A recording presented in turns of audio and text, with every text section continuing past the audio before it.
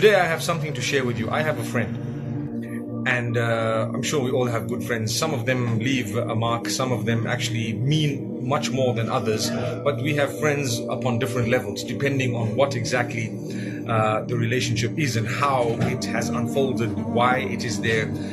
Usually, normally, those who are with you from childhood are the ones who would probably be with you for a longer period of time. Not necessarily. Sometimes we make the best of friends later on in life. Sometimes we're let down by our friends. Now, I want to share with you something very interesting. When you have a friend, you do not become so close to them that you share with them information that no one is supposed to be knowing besides you. Because one day when you break up, they will really have too much of information about you.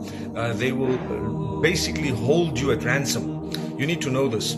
So therefore, it is a narration of the Prophet ﷺ. Some of the scholars say it may have stopped at the Sahaba, at the Sahabi. Some take it right to Muhammad ﷺ. However, it is brilliant advice.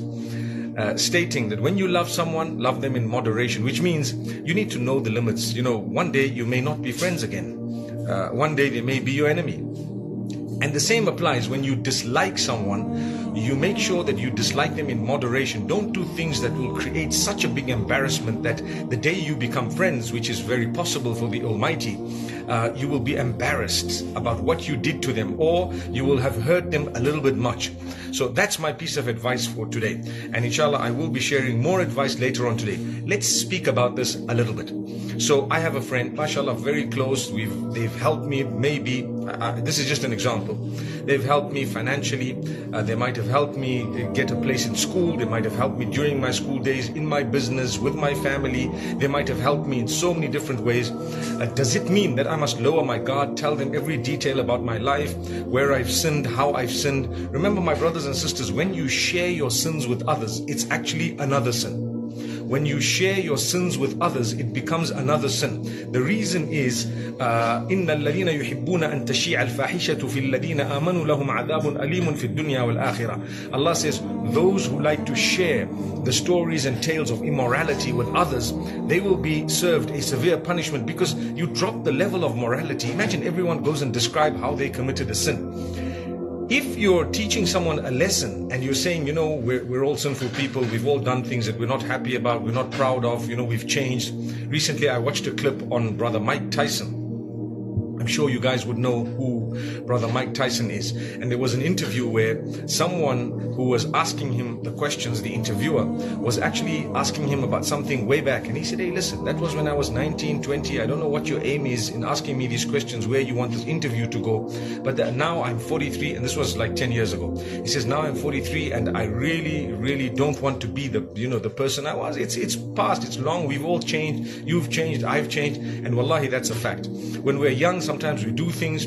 As you grow older, you mature, you become a better person, you become more tolerant, you have your own children, you become a patient person. May Allah bless those who don't have children with children. Ameen. So basically what would happen is we would all change. We all have changed over time. It's not good enough for someone to keep harping about your past, about something you might have done when you were 15, 18, 19, 25, 28, and go all the way back. When your life has changed, you've contributed to humanity, everything has changed.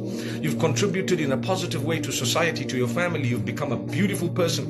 The people around you actually love you as you are today, not as you were before. Don't let your past bog you down. But we should never bog people down based on their past. What that means is, don't hold a person's past way back against them. If it is fresh and they have not changed their ways and habits, by all means, you may want to say this was the case since you were young. You have not changed. But if you see a change, if you witness a person having changed, having really developed themselves, you need to learn from what brother Mike Tyson said the other day.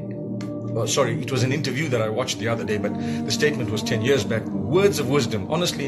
And I've seen when we were young, he was the hero.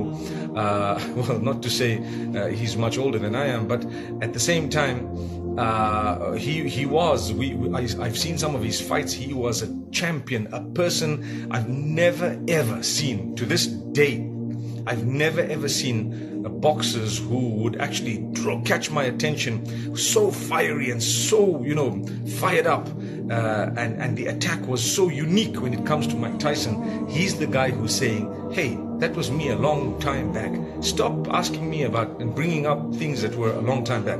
Now let's go back to what we were saying. So if, for example, you have something that you had done in the past that was not good and you shared it with your friends, one day when you're no longer a friend of that person, and that can happen, it has happened to almost all of us, where you've got a bosom buddy, a person who's very close to you, Allah takes them away to show you that the one who you're supposed to be the closest to is the Almighty.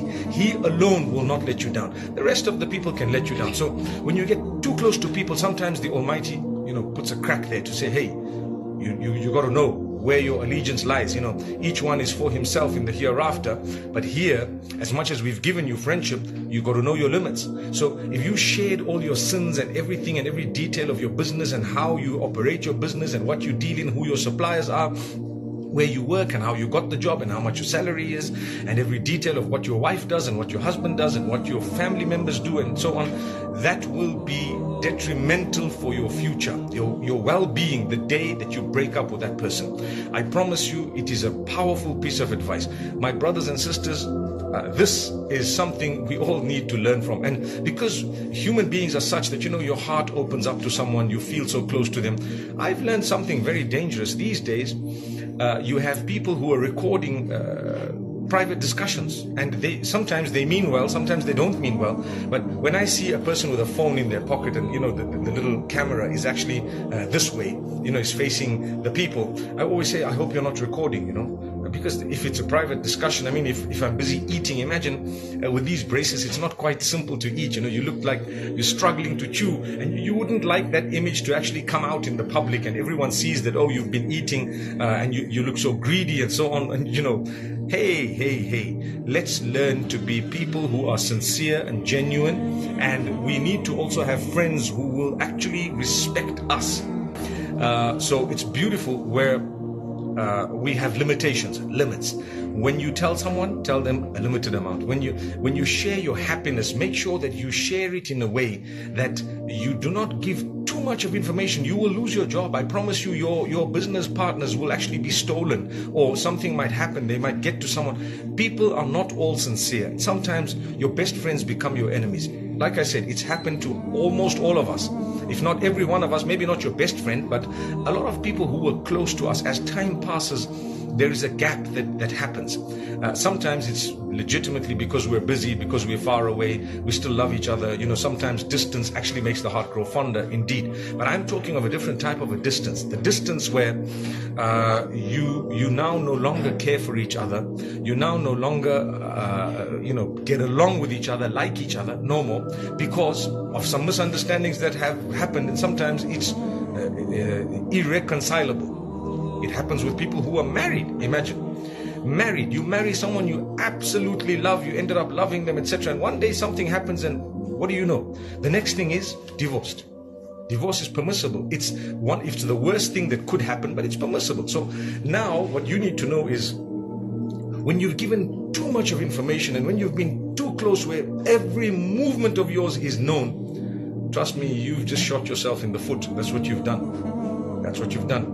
Now, this is a powerful piece of advice. The opposite of it is also correct. The opposite of it is also correct. What is it? When you dislike someone, be careful. I see a lot of people swearing sometimes. They could be belonging to a different sect. They could be, I belong to Islam. I'm a Muslim. But I'm a human being as well. So I belong to humanity and I belong to Islam. So I care for my Muslim brothers and sisters, and I care for humanity and human beings as well. So much so that I'm a creature of the Almighty, and I care for the creatures that Almighty who made me has created, because that's my link with Him. I respect everything He's done, and I respect everyone He has made and everything that He has made.